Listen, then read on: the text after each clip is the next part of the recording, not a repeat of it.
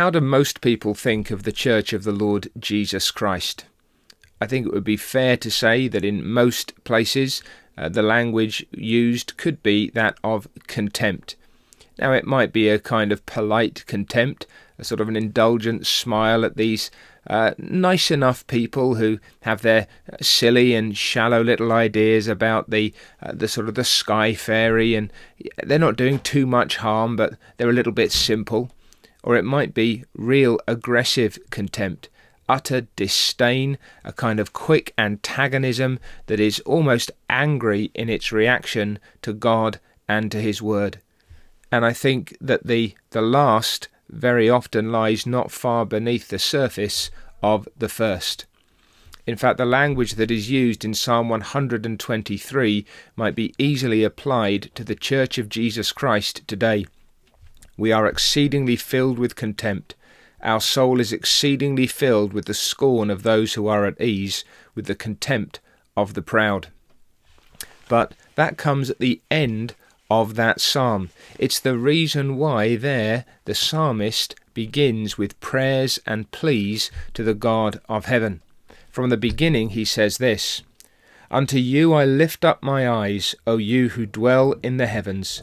Behold, as the eyes of servants look to the hand of their masters, as the eyes of a maid to the hand of her mistress, so our eyes look to the Lord our God, until he has mercy upon us.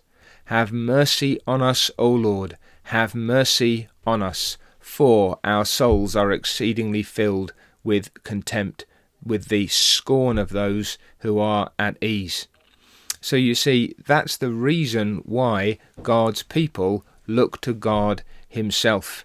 And that looking is not just a glance up or out, as it were.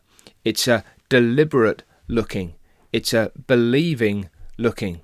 There is here reverence. We are turning our eyes in hope upon the God of heaven. It's expectant. We believe that he will be able to help us, and we are waiting for him to do so. It's obedient. You notice the imagery that is used here, the servant who is looking to the hand of the master, the maid who's looking to the hand of the mistress. This is an environment in which the monarch needs only to gesture with a finger in order for his servants to be out about his business, understanding his will and doing what he pleases. It's a patient looking until God has mercy upon us.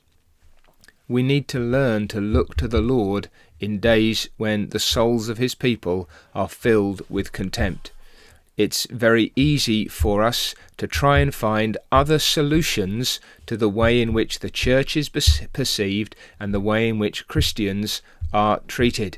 Whether that's that more polite or that more aggressive contempt, it is God and God only who is the hope of his church. We're not to look then for other ways to try and make the church and her worship palatable. The point is not to try and win the affections or the applause of the world around us. When we are in trouble, when we are disdained or despised, when the Church of Christ is trampled down and sneered at, our concern is not first and foremost how people think of us, but how people think of our God, because their attitude toward us is fundamentally a reflection of their disposition toward the God of all the earth whom we serve. And so under such circumstances, we need to be faithfully looking to God with this reverent and expectant and obedient and patient faith that God in his mercy will be pleased to act in might and in grace to show us what he wishes us to do, to pour out his goodnesses upon us. And that looking is going to express itself, amongst many other things, in earnest prayer to God. Have mercy upon us. That's what that looking involves. It's a crying out to God. It's a disposition of readiness to do what he wills. It's a waiting upon him to glorify his own name, to make himself known, and to lift up the light of his countenance upon his people. And what better day to do that than on the first day of the week, the Lord's Day.